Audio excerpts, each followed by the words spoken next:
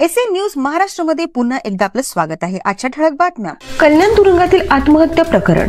अल्पवयीन मुलीवर अत्याचार करणाऱ्या आरोपी विशाल गवळीने तळोजा कारागृहात गळफास घेऊन आत्महत्या केली, मात्र त्याच्या वकिलांनी ही हत्या असल्याचा दावा केला आहे। मुंबईत राजकीय उलथापालथ। उद्धव ठाकरे यांना मोठा धक्का बसला आहे। प्रवक्ता संजना घाडी यांनी शिंदे गटाच्या शिवसेनेत प्रवेश केला आहे। राष्ट्रवादी काँग्रेसमध्ये फूट।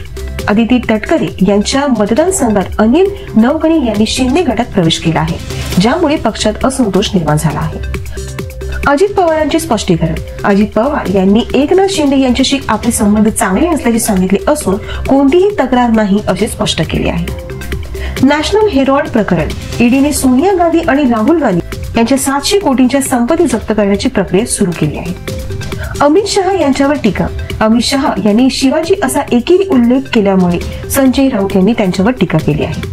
पुण्यात मानवी तस्करी प्रकरण। बुधवार पेठेत बांगलादेशी तरुणीला तिच्या मैत्रिणीने 3 लाख रुपयात विकण्याचे उघड झाले आहे। नाशिकमध्ये महिला छळ प्रकरण। तडीपार गुंडाने रिक्षा आडवी घालून महिलेचा विनयभंग केला आणि बसच्या काचा फोडल्या। अवकाळी पावसाचा इशारा। विदर्भ ते कोल्हापूर या 11 जिल्ह्यांना IMDने येलो अलर्ट जारी केला आहे।